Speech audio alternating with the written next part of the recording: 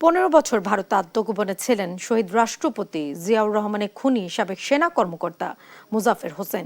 দীর্ঘ এ সময় কলকাতায় দেশটির গোয়েন্দা সংস্থার আশ্রয়ে ছিলেন তিনি।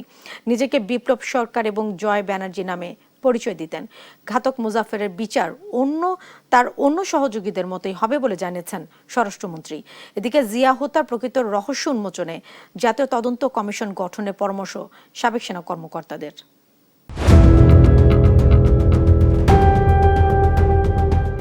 বাংলাদেশের স্বাধীনতা পরবর্তী স্বল্প সময়ে সাধারণ মানুষের কাছে অত্যন্ত জনপ্রিয় হয়ে ওঠা রাষ্ট্রপতি জিয়াউর রহমানের হত্যাকাণ্ড, পরবর্তী সেনা বিদ্রোহ ও সে সময় রাজনৈতিক সামরিক ঘটনা প্রবাহ নিয়ে নানা প্রশ্ন ও বিতর্ক রয়েছে।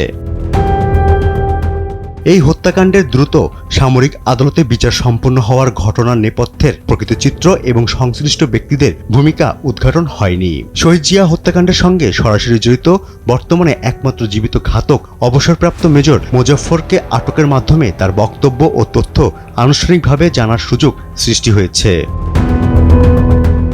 সাবেক সেনা কর্মকর্তা মোজাফফর দীর্ঘদিন ভারতে পলাতক ছিলেন। সে সময় ভারতীয় গোয়েন্দা সংস্থার আশ্রয়ে ছদ্মনাম ব্যবহার করেন। জিয়াউর রহমান হত্যাকাণ্ডের পেছনে বিদেশি শক্তির প্রভাব রয়েছে কিনা তা উন্মোচনের প্রয়োজনীয়তার কথা বলছেন তারা। সেনাবাহিনীতে যে কোনো ঘটনায় নতুন করে একটা তদন্ত হবে।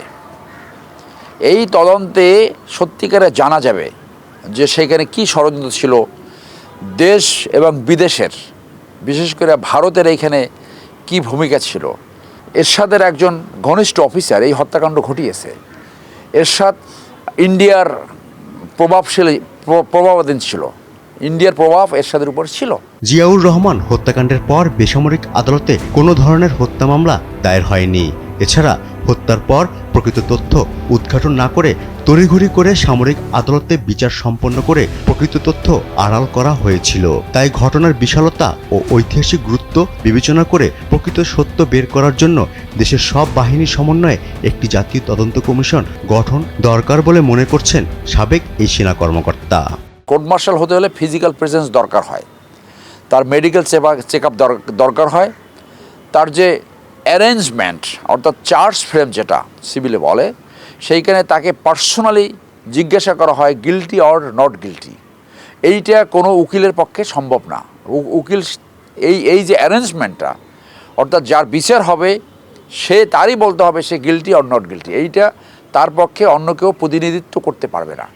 এদিকে স্বরাষ্ট্রমন্ত্রী জানিয়েছেন, শহীদ রাষ্ট্রপতি জিয়াউর রহমান হত্যাকাণ্ডে জড়িত পলাতক আসামি মোজাফফরের বিচার অন্য খুনিদের মতো সেনা তত্ত্বাবধানে হবে। যে আইনে তাদের একই সহযোগীদেরকে বিচার করা হয়েছিল সেই আইনে বিচার করা যায়, সেটা সেনাবাহিনী দেখছে। মোজাফফর সেনা কর্মকর্তা হিসেবে প্রথম জাতীয় রক্ষী বাহিনীতে কমিশন পেয়েছিলেন এবং 1981 সালে 24 পদাতিক ডিভিশনে কর্মরত ছিলেন। রাষ্ট্রপতি জিয়াউর রহমান হত্যার পর থেকে 1996 সাল পর্যন্ত তিনি ভারতে আত্মগোপনে থাকলেও আওয়ামী লীগ সরকার গঠনের পর দেশে ফিরে আসেন। জিয়াউর রহমানকে হত্যার পর অতি দ্রুত 18 সামরিক কর্মকর্তাকে বিচারের সম্মুখীন করা হয়, যার মধ্যে 13 জনকে ফাঁসি ও 5 জনকে কারাগারে পাঠানো হয়। তবে সে সময় বিচারের ভয়ে পালিয়ে যান মেজর খালেদ ও মেজর মোজাফফর। ফররুখ বাবু, দেশ টিভি, ঢাকা।